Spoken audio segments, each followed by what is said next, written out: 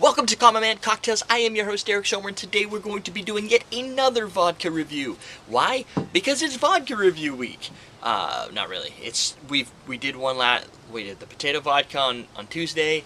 So today it seems like a good day to. Sun's kind of going down. It's warm outside. You just want to relax. Best way to relax, well, one way at least, is sipping on pure vodka. So this is what we're going to do. We're going to do a review of Ivanabitch Vodka. There it is right there. Bing!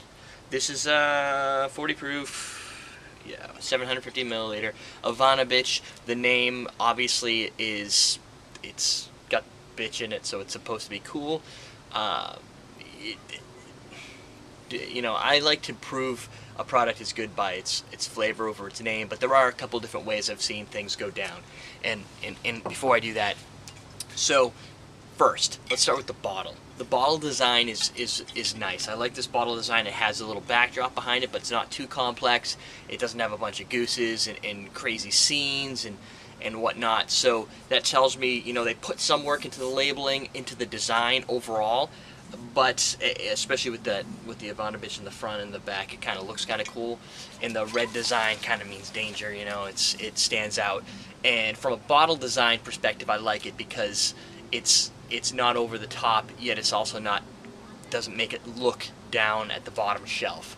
And the reason I bring that up is when going to names, there's three things I typically see when I go into the store, and you guys you can keep me honest here. You have the extravagant brands that have like weaponry out of glass, skulls, and all the crazy glassware that you look at it and go, how expensive is this vodka really? Like, how much is the product in there? Not the bottle. I buy the bottle for the price of the vodka, but I'm not looking for bottles today. I'm looking for vodka.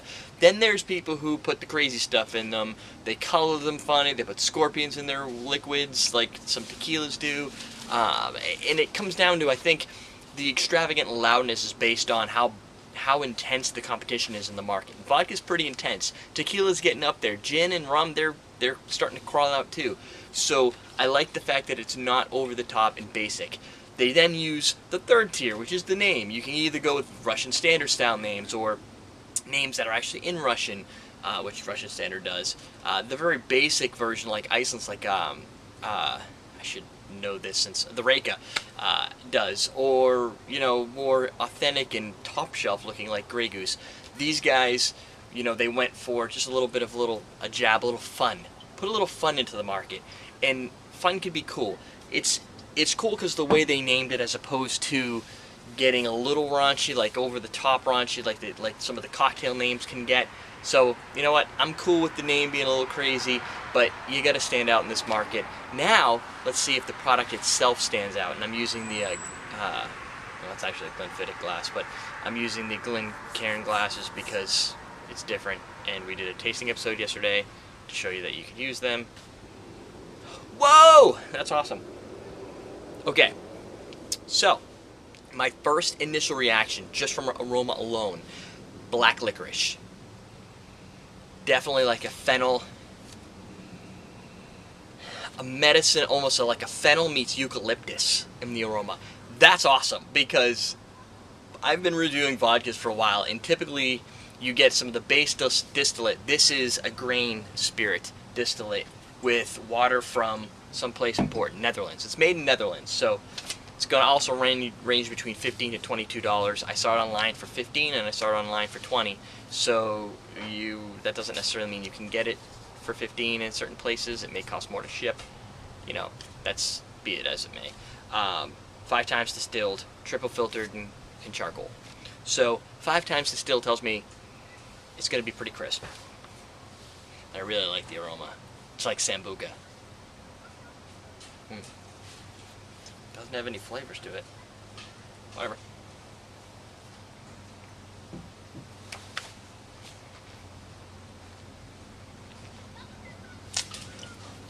Of course, my neighbor's out there taking out the trash as I'm recording a video. Nobody was home a minute ago.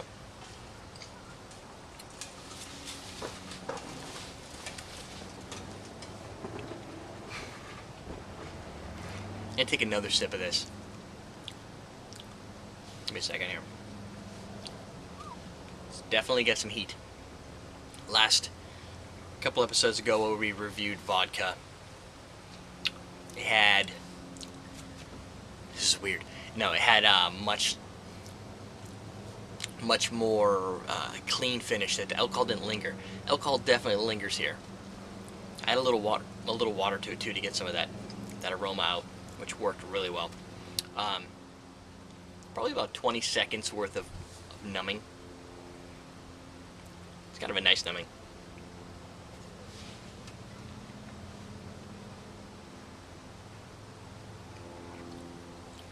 For a neutral grain spirit, it does have that flavor, that anise flavor, the almost like a candified flavor. I could do something here. Wash my hands with it. I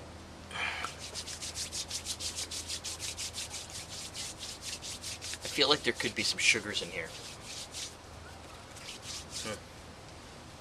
Not really getting any. Hold on a minute. Let's try it again.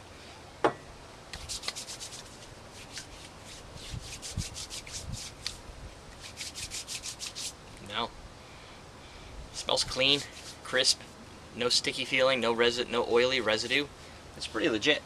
The fact that they can get that type of aroma out of a vodka is pretty cool.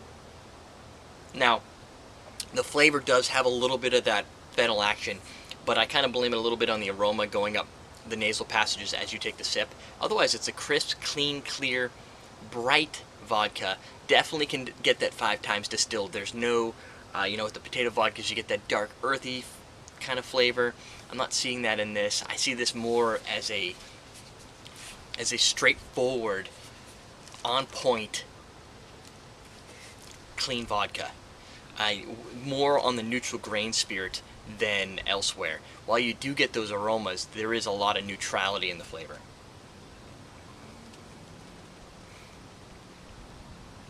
But you can't count out that aroma though. It really does set your senses on fire as you're taking the sip. Yeah, I maybe there is a little bit in the finish, a tad bit of sweetness, which is kind of cool. It's from a grain. I don't know what that necessarily means. They don't give you a type of grain. It just says grain spirit. I kind of like it actually. This is if you are a sipper, if you're a sipping vodka fan and you like the more 5 times distilled, if you can imagine taking Tito's American Vodka and bringing in some fennel flavoring to it, just a little bit, not much. I mean, don't get me wrong. If you hate absinthe, you hate Sambuca, and you hate what else got fennel in it? Even Jaeger has a little bit. It has less. It's very muted, very much more forward in the aroma. Only remnants of it within the taste, but just enough to make it so it's not just boring vodka.